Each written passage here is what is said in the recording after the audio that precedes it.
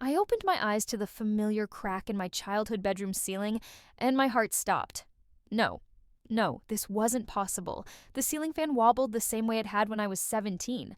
The poster of that boy band I'd loved in high school was still tacked to the wall, edges curling with age. My phone, not my current smartphone, but the old model I'd had junior year, sat charging on my nightstand, its screen displaying a date that made my blood run cold. September 15th, my 17th birthday. 10 years ago. I sat up so fast the room spun.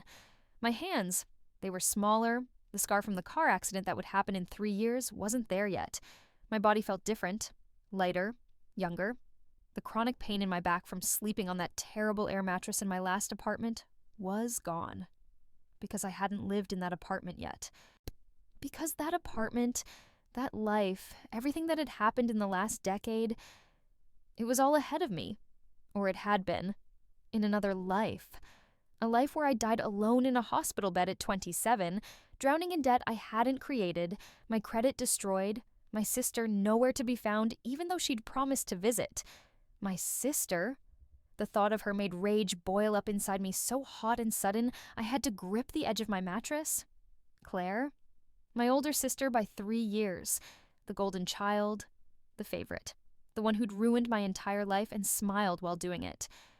I knew what today was. Not just my birthday, it was the day everything started.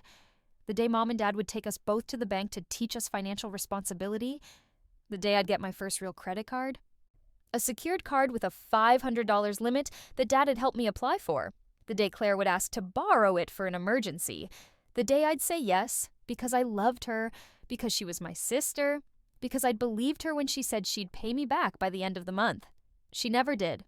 That $500 became $5,000, then $15,000, then 3 more cards I didn't even know existed, all opened in my name while I was away at college, all maxed out within months. By the time I was 22, I had $87,000 in debt I hadn't spent a penny of. Claire had taken trips to Europe, bought a car, renovated her apartment, all on my dime. When I finally confronted her, when I finally showed her the collection notices and the destroyed credit report, she'd laughed. Actually laughed.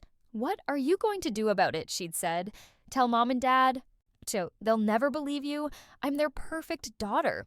You're just jealous." She'd been right. When I tried to tell them, they'd accused me of trying to sabotage Claire's happiness. Said I was irresponsible with money, that I needed to take accountability for my own mistakes. They'd cut me off completely, told me not to come home until I grew up and stopped blaming others. I'd spent the next 5 years drowning. Working 3 jobs, barely making minimum payments, watching interest compound. I'd had to drop out of graduate school, couldn't get approved for an apartment, had to rent rooms from strangers, couldn't finance a car, rode the bus in all weather. Every job application that ran a credit check rejected me. And Claire? Claire got married to a wealthy man, bought a house, posted pictures of her perfect life on social media while I ate ramen for the 3rd night in a row because I couldn't afford anything else. The debt collectors never stopped calling. The lawsuits piled up. By 26, I'd filed for bankruptcy, but the damage was done. My health had deteriorated from stress and lack of medical care I couldn't afford. When the appendicitis hit, I'd waited too long to go to the ER because I was terrified of the bills. Sepsis. That's what killed me. Sepsis from a ruptured appendix, in a hospital bed, alone, at 27 years old. I texted Claire before they intubated me. In hospital, bad. Please come? She never responded. Now I was here, 17 again, staring at that crack in the ceiling, and I knew exactly what I was going to do. The smell of pancakes drifted up from downstairs. My mom's birthday tradition, chocolate chip pancakes with strawberries. My stomach turned. I'd loved those pancakes once, before I'd learned that the woman making them would choose Claire over me every single time, would call me a liar to my face, would let me suffer rather than admit her golden child was a criminal, because that's what Claire was, a criminal. Credit card fraud, identity theft, financial exploitation. In my old life, I'd been too afraid to report her, too afraid of losing my family, of being called vindictive, of making things worse. But I'd already lost everything. I'd already died with nothing and no one. This time, I wasn't afraid of anything. I got dressed mechanically, my mind racing through everything I remembered, every detail I needed to preserve. The clock was ticking. In 3 hours, we'd go to the bank. Claire would see me get that credit card, and later tonight, after the birthday dinner, after Mom and Dad went to bed, she'd come to my room. "Hey, birthday girl," she'd say, sitting on my bed like we were friends, like she cared. "Can I talk to you about something?" She'd tell me her boyfriend needed help with rent, that she'd pay me back, that she just needed to borrow the card for a few days. She'd hug me, call me her favorite sister, make me feel special and needed, and I'd say yes because I was 17 and stupid and desperate for her approval. Not this time. This time I was going to let her hang herself with her own rope, but I needed evidence. I needed documentation. I needed to make sure that when I brought down the hammer, it would crush her completely. I went downstairs. Mom was at the stove. Dad reading the paper at the table. Claire was there too, scrolling on her phone, her highlighted hair perfect, her nails freshly manicured. She looked up when I walked in and smiled. "Happy birthday, baby sis." I looked at her and saw a stranger. Saw the woman who'd stolen years of my life, who'd laughed at my pain, who'd let me die alone. "Thanks," I said, and sat down. Mom put a plate in front of me, pancakes arranged in a smiley face, strawberries for eyes. It was the same plate I'd gotten every birthday since I was 5.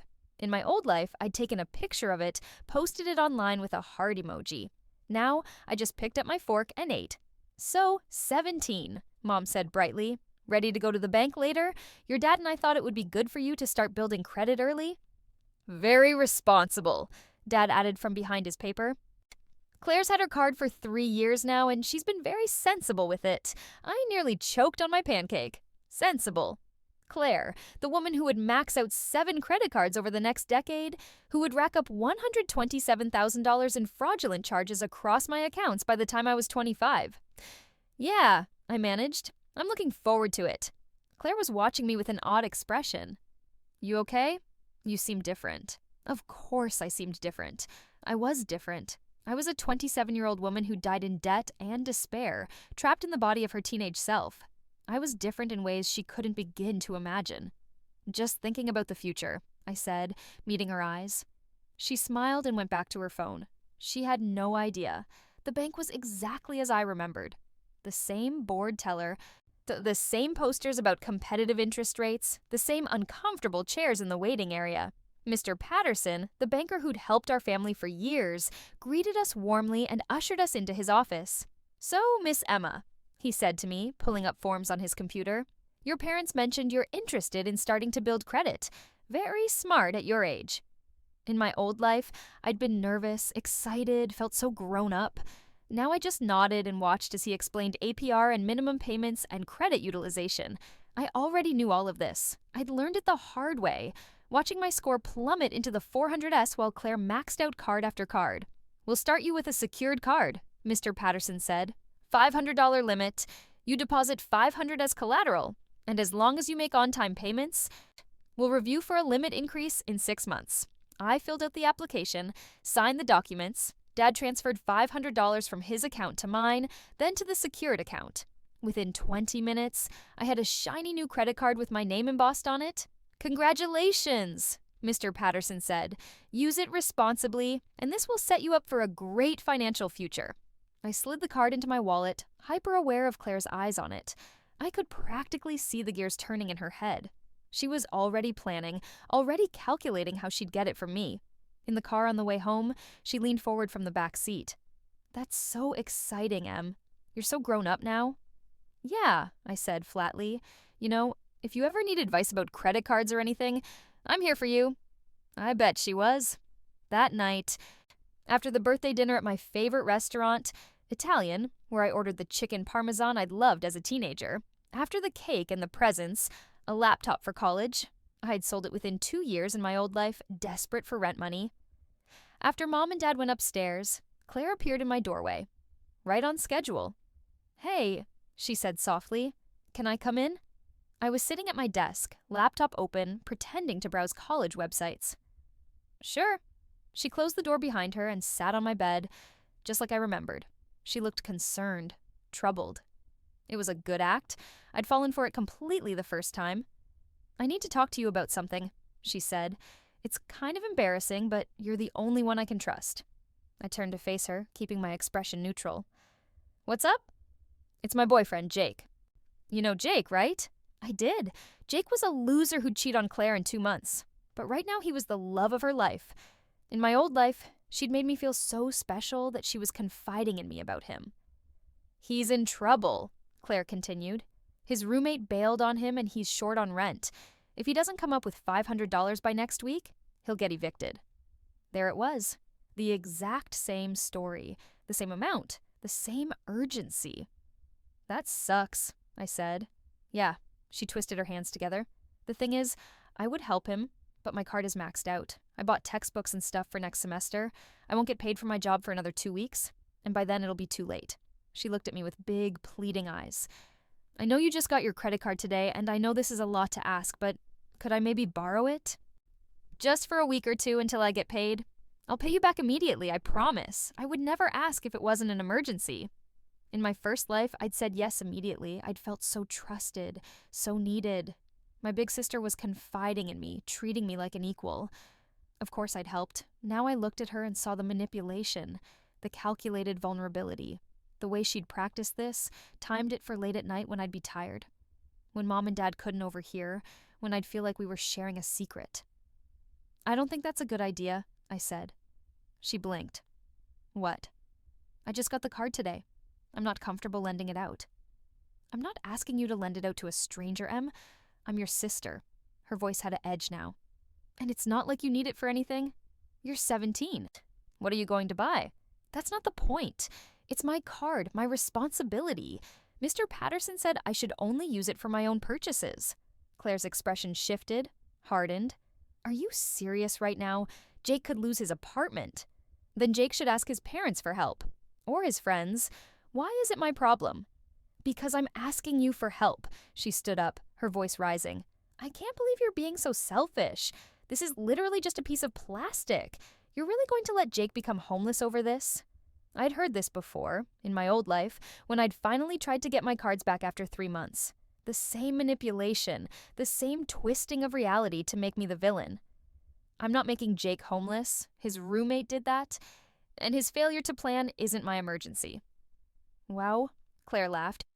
But it was harsh. You know what? Fine. I'll tell Jake I can't help because my little sister is too selfish to let me borrow a credit card for 1 week. I hope you feel good about yourself. She turned to leave, and I felt it. That old urge to fix it, to make her happy, to not be the bad guy. That urge had destroyed me once. Claire, I said. She turned back, hope flickering in her eyes. She thought I was going to cave. If Jake needs help, he should ask his own family. And if you want to help him, you should save your own money instead of spending it all on highlights and manicures. Her face went scarlet. You're such a bitch. She slammed my door hard enough to rattle the walls. I heard her stomp to her room, heard her door slam too. I sat there in the silence, my heart pounding. I'd done it. I'd actually said no. In my old life, I'd caved. I'd run after her, apologized, given her the card. She'd taken it and borrowed it for 6 months, racking up $4,800 in charges before I'd even realized what was happening. Not this time. But saying no wasn't enough. I needed more. I needed to make sure that when she inevitably tried again, because she would try again, I'd have every piece of evidence I needed to bury her. I opened my laptop and started making a plan. First, I needed documentation. In 2015, identity theft and credit card fraud laws were already well established, but enforcement was tricky when it was family. I needed to make the case so airtight that no police officer, no prosecutor, to no judge could dismiss it as a family dispute. I created a password-protected folder on my laptop and titled it Evidence. Then I started writing down everything I remembered from my first life. September 15th, 2015. Claire asks to borrow my credit card. I refuse. November 3rd, 2015. Claire will open a credit card in my name using my SSN and a fake college ID she'll create. First card, Chase Freedom. Limit, $3,000. She'll max it out within 6 weeks buying furniture for Jake's apartment. January 2016. She'll open a Discover card. Limit, $5,000. She'll use it to pay for a trip to Cancun with Jake. April 2016. Capital One card. Limit, $7,500. New car down payment. I kept writing, documenting every card, every major purchase, every lie she'd told. The vacation to Paris she'd claimed was for work. The designer purse she'd said was a gift. The apartment renovation she'd charged to my Amex while I was struggling to pay rent on a moldy studio. But memories weren't enough. I needed proof. Real, tangible, court-admissible proof. I pulled up my bank's website and logged into my new account. The $500 secured credit card was listed there, zero balance, pristine. I took a screenshot, dated and timestamped. Then I went into the settings and set up alerts, text and email notifications for every single transaction, every balance change, every statement. Next, I enabled two-factor authentication on every financial account I had access to. Bank account, email, everything. I changed my passwords to complex strings Claire could never guess. I set up a separate email address she didn't know about and had all financial correspondence forwarded there. Then I did something that felt paranoid but necessary. I went to the hardware store the next day and bought a safe. A small one, fireproof with a combination lock. I put my credit card in it, along with my social security card, birth certificate, and passport. I hid it in the back of my closet, behind a box of old stuffed animals Claire would never look through. The following Monday, I went to the school office during lunch and asked to speak to the counselor about college planning. Mrs. Henderson was a kind woman who'd helped me before, in my first life, when everything was falling apart. She'd been one of the few people who'd believed me. "Emma," she said warmly. She said, "What can I do for you?" "I need advice about protecting my identity," I said. "I'm starting to apply for college, and I know identity theft is a big problem. I want to make sure no one can open credit cards or take out loans in my name." She looked surprised, but nodded. "That's very mature of you to think about. Have you considered a credit freeze?" I had. In my old life, I'd frozen my credit at 24, after Claire had already destroyed it. Now, at 17, with parental permission, I could freeze it before any damage was done. "I'd like to do that," I said. "Can you help me understand the process?" She pulled up information on her computer, printed out guides for all 3 credit bureaus. That night, with Dad's help, I told him I was worried about hackers and identity theft from data breaches. He was impressed by my awareness. I froze my credit at Equifax, Experian, and TransUnion. Claire couldn't open a credit card in my name now, even if she tried. The next 2 months were tense. Claire barely spoke to me. She was cold at family dinners, ignored me at home, told Mom I was going through a bratty phase when I didn't engage with her attempts to guilt-trip me. Mom predictably took her side. "I don't know what's gotten into you, Emma. Claire says you've been very rude to her lately." "I haven't been rude," I said calmly. "I just told her no when she asked to borrow something of mine." "Well, family helps family. Maybe you should think about being less selfish." I bit my tongue and said nothing. In my old life, this kind of comment would have destroyed me. Now it just confirmed what I already knew. Mom would always choose Claire. I started spending more time away from home. I threw myself into schoolwork, aced my classes, started building the college application I'd neglected in my first life. I got a part-time job at a local bookstore, minimum wage, but it was mine, earned without debt collectors breathing down my neck. And I watched. I watched Claire carefully, waiting for her next move. It came in November, right on schedule. I was doing homework in my room when I heard my door open. Claire stepped in without knocking, holding her phone. "We need to talk," she said. I looked up. "About what?" "I applied for a credit card and they denied me. They said there was a freeze on my credit." My stomach dropped, but I kept my face neutral. "That's weird. Why would there be a freeze on your credit?" "I don't know, but when I called to ask, they said the freeze was placed on November 3rd. That's the same day you did yours, isn't it?" Shit. I'd been so focused on protecting my own credit that I hadn't thought about how the timing would look. "Yeah, Dad and I both froze ours. Mrs. Henderson at school recommended it because of all the data breaches happening." "Right, except they didn't freeze Dad's credit. They froze yours. And mine." Her eyes narrowed. "Did you freeze my credit, Emma?" "How would I even do that? I don't have your social security number or your personal information." It was technically true. I didn't have her information now. I'd memorized her SSN in my first life after seeing it on so many fraudulent credit applications, but I couldn't admit that. "You live in the same house. You could have gotten it from Mom and Dad's files. Why would I freeze your credit?" Claire, what would I possibly gain from that? She stared at me for a long moment, and I saw her calculating, trying to figure out if I was lying. Finally, she shook her head. I don't know, but I'm going to fix it. And if I find out you had anything to do with this, you're going to regret it. She left, and I exhaled slowly. That had been close. Too close. But it confirmed something important. She'd been trying to open a credit card. Probably in her own name this time, since she couldn't access mine, which meant she was desperate for money. I needed to know why. Over the next few weeks, I did some careful investigating. I followed Claire's social media, used the shared computer when she was logged in, listened to her phone calls when she thought I wasn't around. The picture that emerged was exactly what I remembered. Jake was bleeding her dry. He'd borrowed money for rent, for his car payment, for his credit card bills. Claire was working part-time at a clothing store, barely making $800 a month, and most of it was going to him. She was in trouble, real financial trouble, and she was looking for a way out. That way out, in my first life, had been my credit. She'd stolen my identity, opened cards, maxed them out, and by the time I'd found out, it was too late. But now my credit was frozen. She couldn't get to it, so she'd find another target. I was proven right in early December when I overheard her on the phone in her room. I know, Jake, I know I'm working on it. No, I can ask my parents. They'll want to know what it's for. I have an idea. Just give me a little more time. Oh, there's this girl at work, Sarah. She's pretty naive. I think I can convince her to co-sign on a card for me. I felt sick. In my first life, Claire had destroyed me. Now she was going to move on to someone else, some unsuspecting coworker who trusted her. I couldn't let that happen, but I also couldn't directly warn this Sarah person without revealing how I knew about Claire's plans. I needed to be smarter. I waited until Claire went to work the next day, then I called the clothing store where she worked.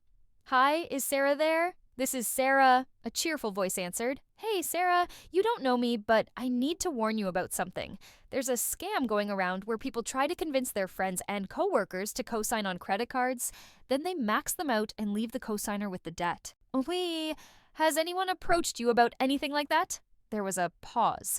Actually, yeah, a coworker mentioned something about that yesterday. She said she needed help getting approved for a card.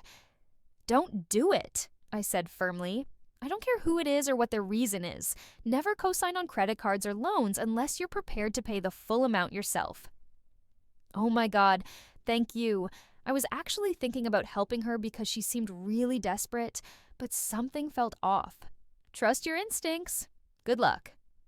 I hung up before she could ask more questions. That was one person saved. But it didn't solve my Claire problem. Christmas came and went. The tension at home was worse than ever. Claire had figured out that Sarah wasn't going to help her and was spiraling. She'd broken up with Jake, finally. But the damage was done. She had her own credit card debt now, probably $2,000 or more, and she was only making minimum payments. She was drowning, just like I drowned in my first life. Part of me felt satisfaction. She was getting what she deserved. But another part of me knew this wasn't enough. She hadn't actually committed a crime against me yet. She'd tried, but I'd blocked her. If I reported her now, what would I report?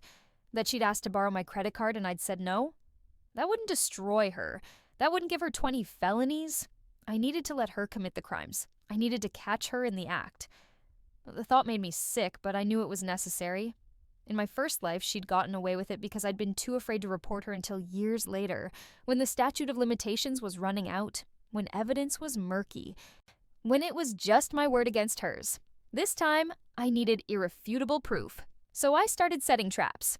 First, I accidentally left my safe combination visible. I wrote it on a piece of paper and left it in my desk drawer, partially hidden under some notebooks, like I'd tried to hide it but failed. Then I installed a hidden camera in my room. A small one, the kind marketed for nanny cams, pointed at my closet where the safe was. Then I waited. It took 3 weeks. On a Tuesday night in January, while I was downstairs watching TV with Mom and Dad, I got an alert on my phone from the camera. Motion detected in my room. I excused myself and went upstairs quietly, stood outside my door, and listened. I could hear her in there, rummaging through my closet. I opened the door. Claire spun around, my safe in her hands. The closet torn apart behind her. "What are you doing?" I asked, loud enough for Mom and Dad to hear downstairs. "I was looking for— I thought you borrowed my sweater," she stammered. "In my safe." "I didn't know you had a safe. I was just looking through your closet." With a safe in your hands. Footsteps on the stairs, Mom and Dad appeared behind me. "What's going on?" Dad asked. I found Claire going through my closet, holding my safe. Mom looked between us. "Claire, what are you doing in Emma's room?" "I was just looking for something," Claire said. "Emma's being dramatic." "She was holding my safe," I repeated. "The one with my important documents in it?" Dad frowned. "Claire, put that back." "I wasn't doing anything wrong." "Then why are you in your sister's room without permission?" "Oh, going through her things?" Claire's face was red. She put the safe back in the closet with jerky, angry movements. "Fine, whatever. I was just looking around. It's not a big deal." "It is a big deal," I said. "That safe has my social security card, my passport, my credit card. You had no right to touch it." "Oh my God, you're so paranoid. I wasn't going to steal your stuff." "Then what were you doing?" She didn't have an answer for that. She pushed past me, past Mom and Dad, and went to her room, slamming the door. Mom sighed. "Emma, I know you two haven't been getting along, but accusing your sister of trying to steal from you— I didn't accuse her of anything. I just asked what she was doing with my safe in her hands." "She said she was looking for a sweater." "In a safe?" Dad put a hand on Mom's shoulder. "Emma has a point, honey. Claire shouldn't have been in her room without permission, and she definitely shouldn't have been touching Emma's safe." It was the first time Dad had taken my side. I saw Mom's jaw tighten. "Fine," she said. "I'll talk to Claire about boundaries." She wouldn't, though, or if she did, it would be a gentle conversation about how I was going through a phase and Claire needed to be patient with me. But it didn't matter, because I had what I needed. That night, I reviewed the camera footage. Crystal clear video of Claire entering my room, going straight to my closet, finding the safe, trying the combination I deliberately left visible. She'd been trying to get into it. She'd been trying to access my documents. It wasn't fraud yet, but it was evidence of intent. I saved the video to 3 separate locations: my laptop, a flash drive, and a cloud storage account Claire didn't know about. Then I waited for her next move. It came in February, on Valentine's Day. I came home from school to find a letter in the mail, addressed to me, from Chase Bank. My heart stopped. I opened it with shaking hands. "Dear Emma Martinez, thank you for your application for the Chase Freedom credit card. We are pleased to inform you that your application has been approved with a credit limit of $3,000. No, I hadn't applied for this card, but I knew who had. I called Chase immediately. Hi, I received an approval letter for a credit card I didn't apply for." The representative pulled up my account. "It looks like the application was submitted online on February 10th. Is this not your account?" "No. I mean, that's my name and information, but I didn't submit it." "Someone else must have used my identity." "I see. We'll need to open a fraud investigation. Can you verify some information for me?" I went through the process, confirming my identity, explaining that I was a minor and someone had clearly stolen my information. The representative put a freeze on the account and started the fraud claim. "Who do you think might have done this?" she asked. I hesitated. This was it, the moment where I could report Claire, where I could start the legal process. But one card wasn't enough. One card was a mistake, a misunderstanding, something a good lawyer could explain away. I needed more. "I'm not sure," I lied. "Maybe my information was stolen in a data breach?" "That's possible. We'll investigate and get back to you within 10 business days.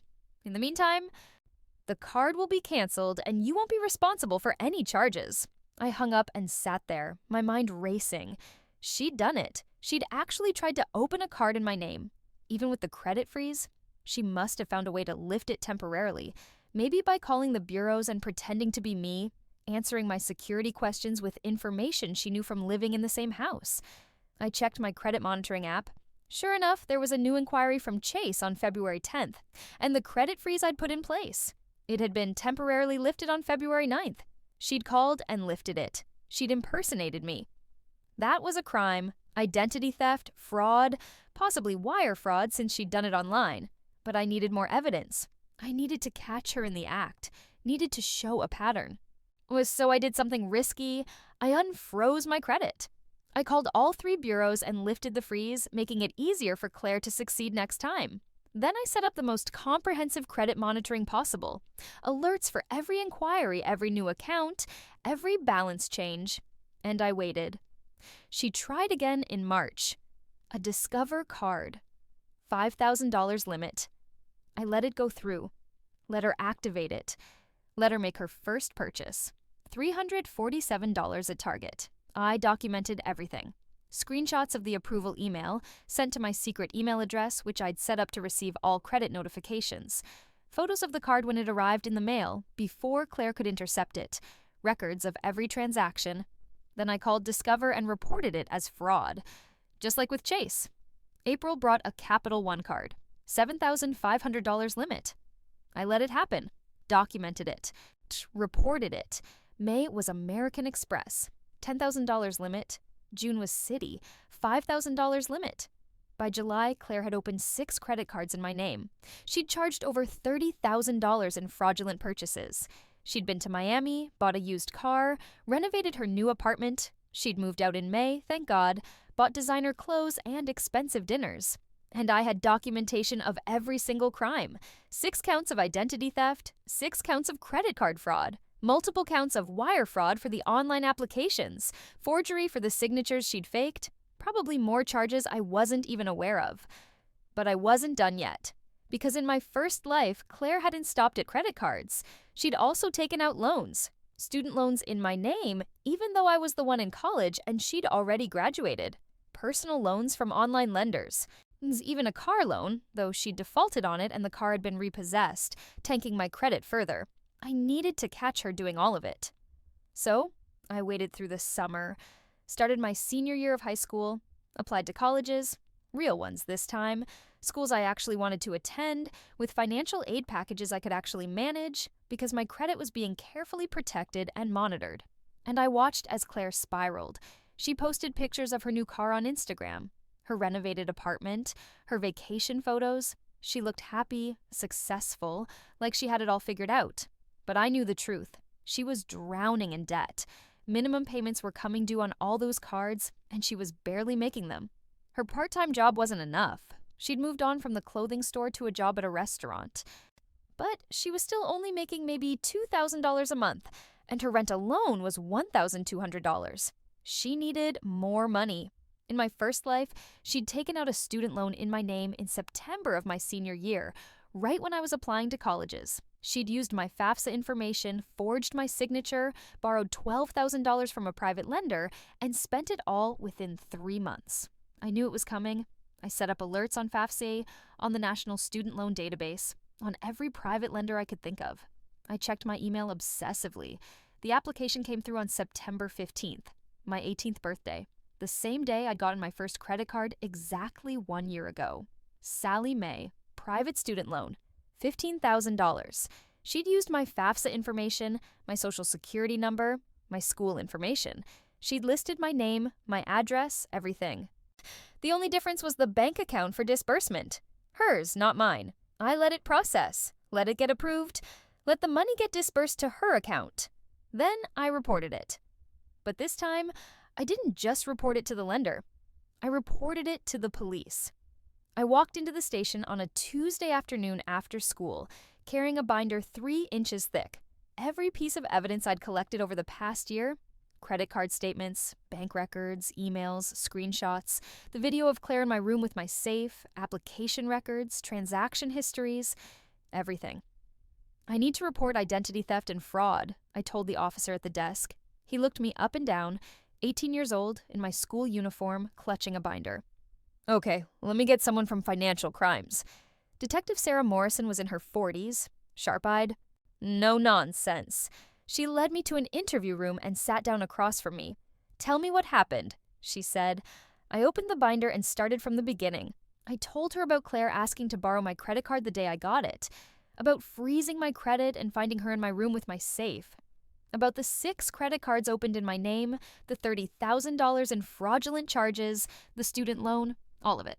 I showed her the evidence, page after page of documentation. She took notes, asked questions, requested copies of everything. This is extensive, she said after an hour. You've been documenting this for a year? Yes. And the perpetrator is your sister? Yes. Why did you wait so long to report it? I'd prepared for this question because I wanted to make sure I had enough evidence.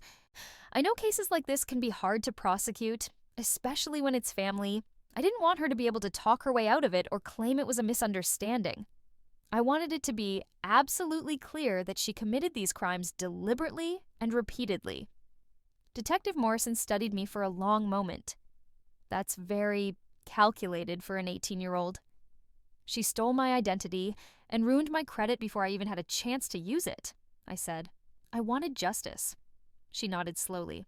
Okay, I'm going to take this to the DA's office. With this level of documentation, we should be able to build a strong case. But I need to warn you, pressing charges against family is serious. Are you sure you want to do this? I thought about dying alone in a hospital bed, about the debt collectors and the lawsuits and the years of poverty. About Claire laughing when I confronted her, about Mom calling me a liar, about the life I'd lost. I'm sure, I said. The investigation took 3 months. During that time, I turned 18 and graduated high school. I got into my first choice college with a full scholarship. I moved into the dorms early, getting away from my family and the toxic environment at home. Claire had no idea what was coming. She kept spending money on my accounts, kept racking up charges. By the time the police contacted her, she'd added another $15,000 in fraudulent purchases across all the cards.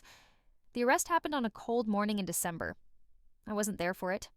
I was at college, 200 miles away. But Detective Morrison called me afterward to let me know. We arrested your sister this morning at her apartment. She's being charged with multiple counts of identity theft, credit card fraud, wire fraud, forgery, and loan fraud. Based on the number of accounts and the dollar amounts involved, we're looking at approximately 20 felony counts. 20 felonies, just like I'd known it would be. She's claiming it was a misunderstanding, Detective Morrison continued. Says she thought she had your permission, that it was a family arrangement. I almost laughed. I have a video of her breaking into my safe and documentation showing I reported every fraudulent account as soon as I discovered it. There's no misunderstanding. I know. The DA is confident we have a strong case. Her bail has been set at $50,000. Bail.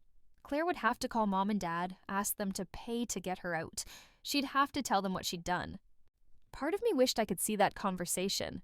Mom called me 3 hours later, screaming. How could you do this to your sister? She's been arrested. Do you have any idea what you've done? I reported crimes that were committed against me, I said calmly. She's your sister. You should have come to us. We could have worked this out as a family. I tried to tell you a year ago that she asked to borrow my credit card and I said, no. You told me I was being selfish. Did you think I should have given her permission to steal my identity? She didn't steal anything. She made some mistakes with credit cards, that's all. This is just a misunderstanding.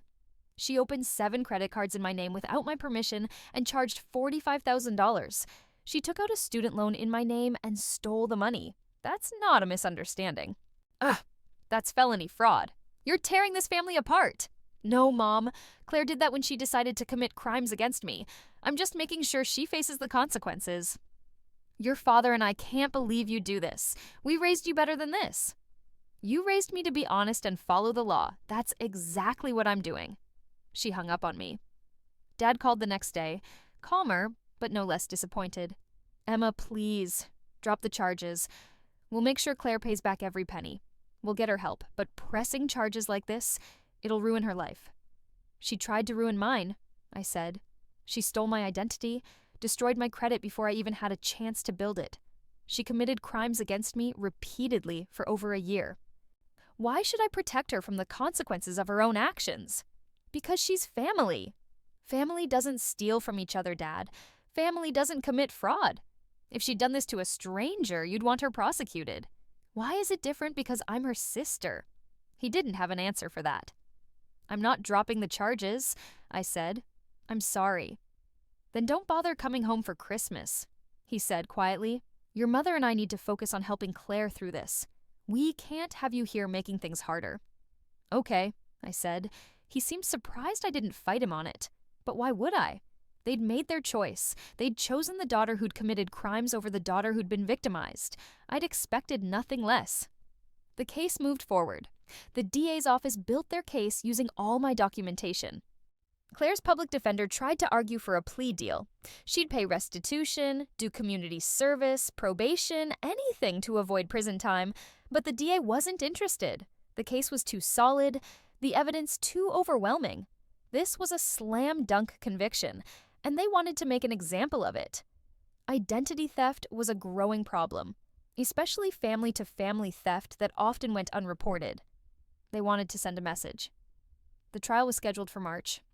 I testified, sat in the witness box, and told the jury everything. Showed them the evidence, the documentation, the video of Claire in my room. Explained how I'd had to freeze my credit at 17 because I was afraid my own sister would steal my identity. Claire's lawyer tried to paint me as vindictive, as someone with a grudge.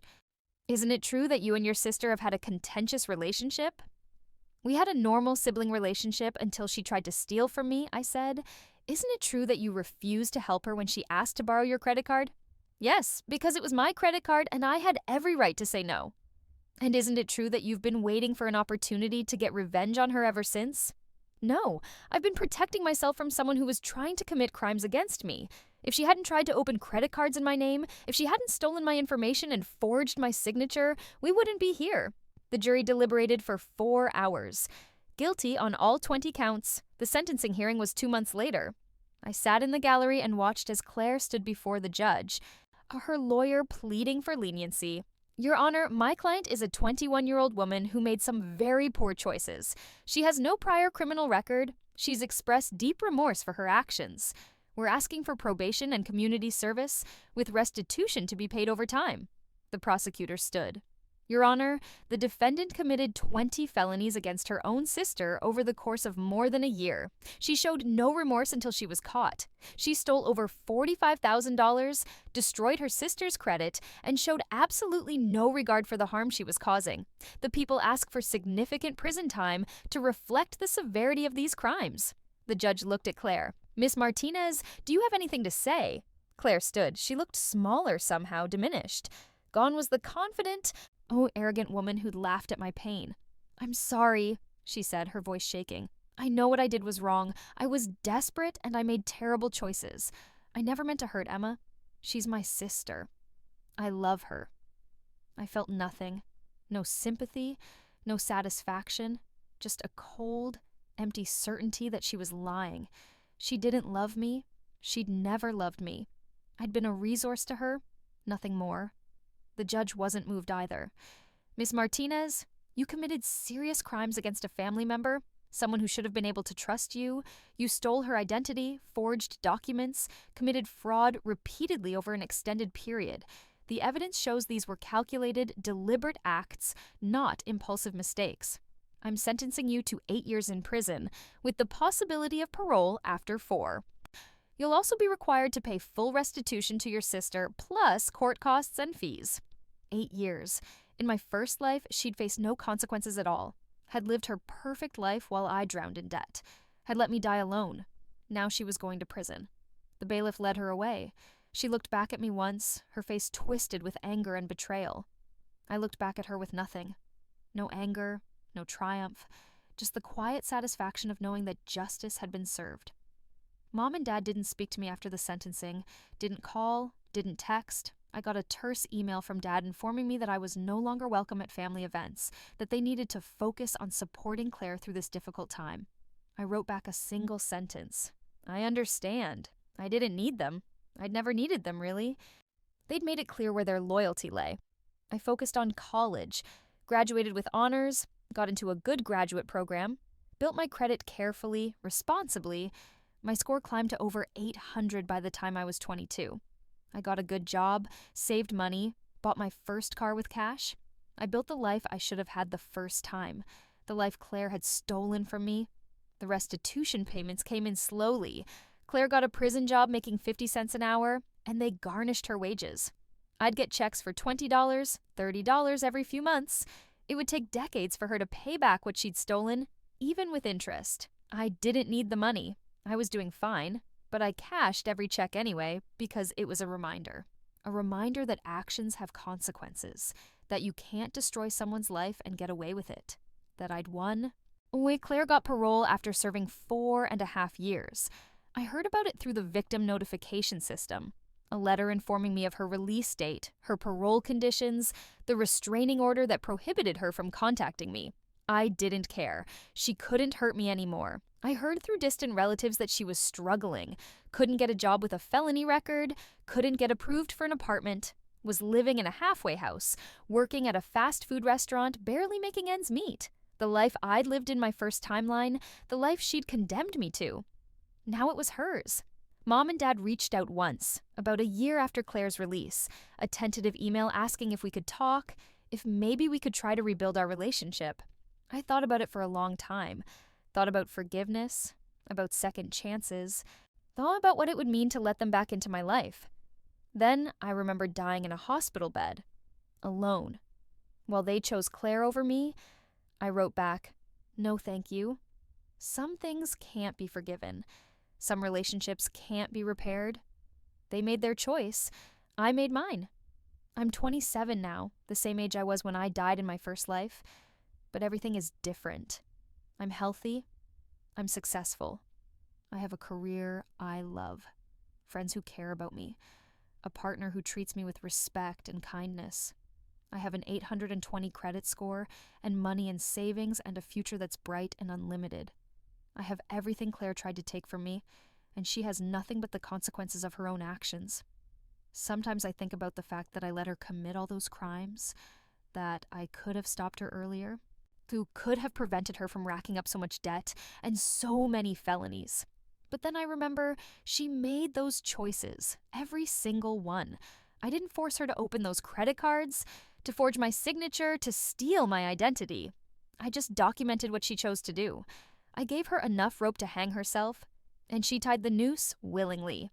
Some people might say I'm vindictive, that I should have forgiven her, should have handled it within the family, should have given her a chance to make things right. But those people didn't die in debt at 27, didn't spend years drowning in bills they didn't create, being sued by collection agencies, unable to afford basic medical care. Those people don't know what it's like to lose everything to someone who was supposed to love you. I do. And I made sure it never happened again. 20 felonies, 8 years in prison, a ruined life. Some might call it revenge. I call it justice, and I sleep just fine at night.